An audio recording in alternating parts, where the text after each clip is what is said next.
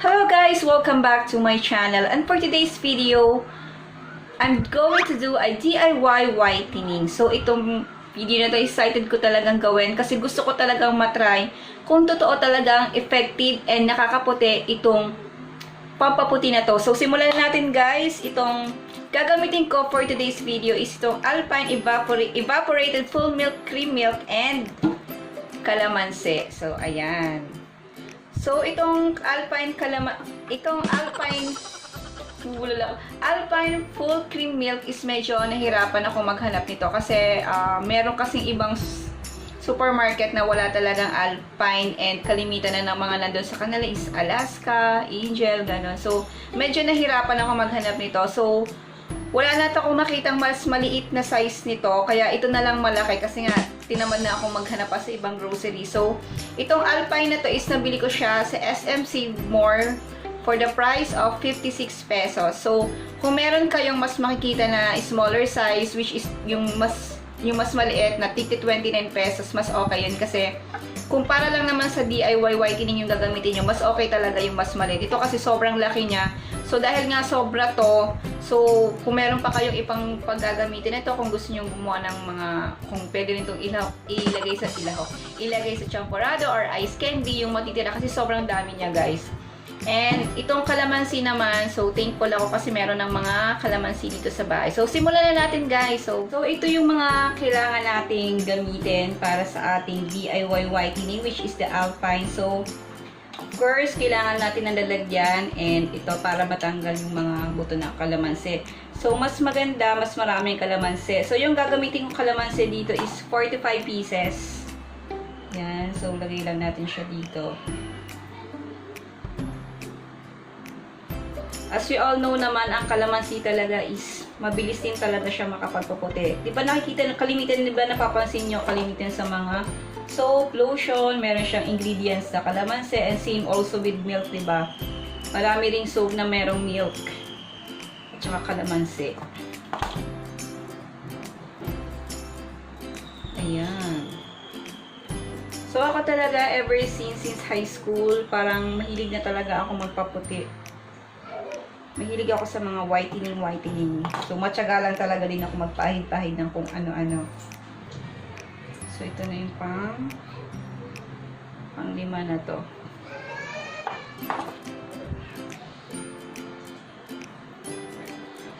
So, ayan. So, yung mga tira-tira, pwede mo lang ipahid-pahid dyan kaysa maghinaw tayo ng kamay natin. And, ayan. Mas maganda kung may pansala na agad kayo para hindi nyo na kailangan tanggal-tanggalin pa. Then, okay na siya. Tapon lang natin. Ito namang Alpine. Buksan na natin siya.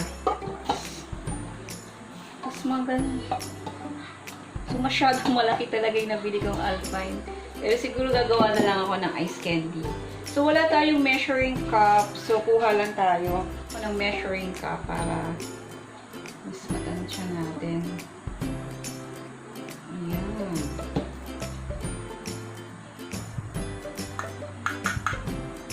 So, I think okay na yung isang scoop na ganito. Siguro kasya na yun. And after natin maglagay ng Alpine, so, i-mix-mix lang natin siya. So, parang feeling ko, kakaunti to, parang hindi siya kasya sa buong katawan ko. So, mag-add pa tayo ng milk. So, 2 scoop yung nilagay ko.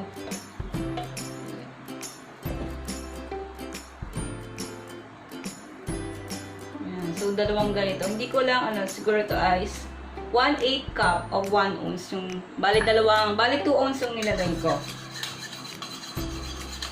So, mix lang natin hanggang sa super mix na siya. So, ito yung itsura niya guys. Pakita ko lang. Ayan. Itsura niya.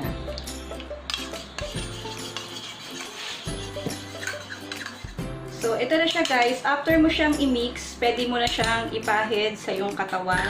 So, simulan ko na magpahid sa aking face. So, this is my face kapag wala akong makeup. So, naglagay lang ako ng lipstick para hindi naman siya masyadong maputla. So, kamayin ko na. So, ayan. May tinyo amoy. So, dadamihan ko na sa face.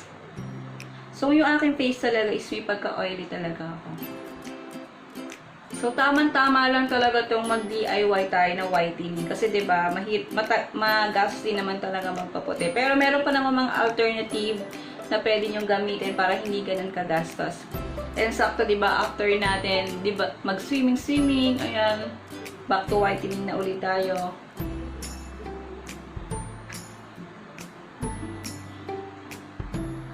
Ayan. So, pinakamaitim na part ng aking face is yung aking noo. At saka leeg. Hindi ko alam kung bakit hindi pantay-pantay yung color ko. Ayan. So, dadumihan ko dito sa aking neck kasi hindi siya ganun kaputi compared sa aking cheek. As you can see guys, dahil sa summer, putol-putol talaga yung kulay ko. Kakalabas and kaka-outing. So, back to whitening na ulit tayo.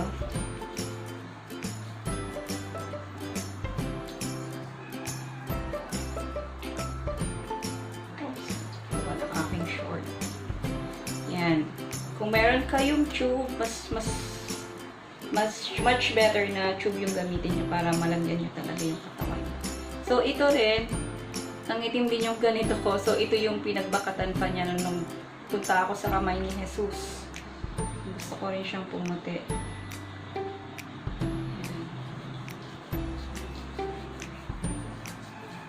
Parang sa tingin ko, yung sa ibang gatas na pansin ko, sa mga price, medyo may pagka-pricey yung Alpine.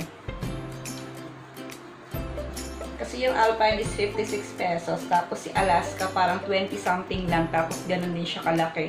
And also si Angel na brand ng gatas.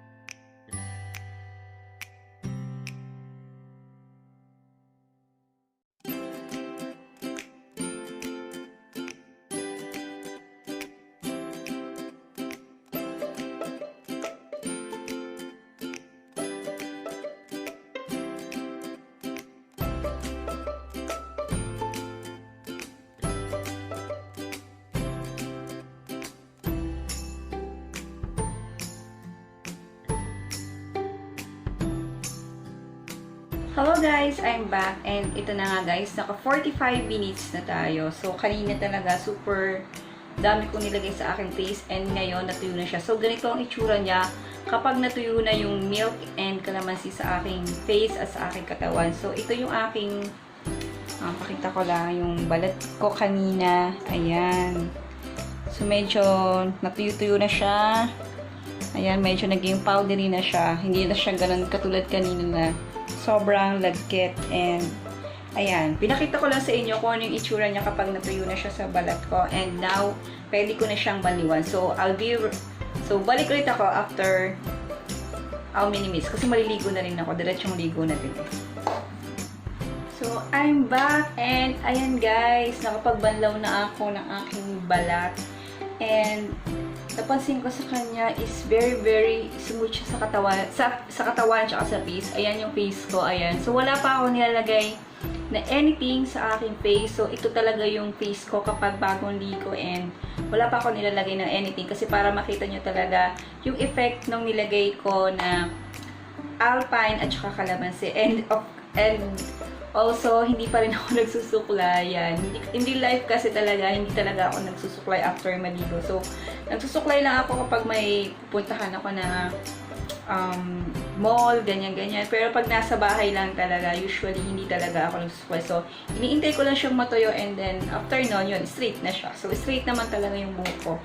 Ayan. So, super dulas niya sa balat and ganda niya sa face. Parang kanina napansin ko nung naglagay ako ng gatas. So, tinitingnan ko talaga siya. Parang nafe-fill in niya yung mga pores ko dito.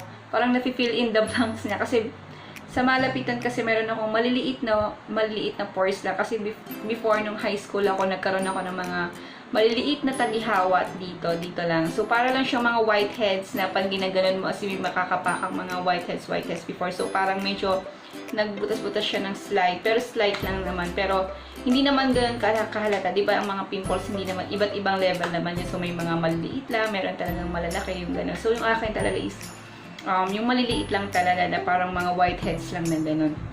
And kanina, parang na-fill in niya talaga yung mga ganito.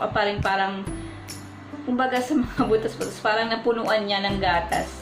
So, super ganda niya sa skin, lalo-lalo na sa aking face. And isang application ko pa lang, parang feeling ko pumuti na agad ako ng konti. Hindi katulad kanina. So, ang gusto ko talagang ma-achieve is mapantay ulit yung color ko dito. Kasi ito yung naputol yung kulay ko dito nung umakyat ako sa kamay ni Jesus at saka dito at saka ito. Kasi naka-t-shirt ako, no? So, naka-t-shirt ako na ganito. So, ito yung nangitim sa akin, itong part na to. And aking noo, kung mapapansin nyo guys, medyo maitim yung aking noo compared dito. Kasi nga, nung time na nag-akyat ako sa kamay ni Jesus, nag-vlog ako and hindi rin ako makapag-concentrate sa pag-vlog kasi nakapayong ko. So, tinanggal ko na lang yung payong ko and that time kasi it's already 12 to 1 PM na yun. So, sobrang init kaya talaga sunod na sunod talaga yun ako. So, hopefully, mapantay ko talaga yung color ko. So, I'll be back after 2 weeks. 1 week or 2 weeks. So, magbibigay ako sa inyo ng update about dun sa paggamit ko ng Alpine and Calamansi. So, see you again on my next vlog. And, of course, don't forget to subscribe and click the notification bell. And that's it. Bye!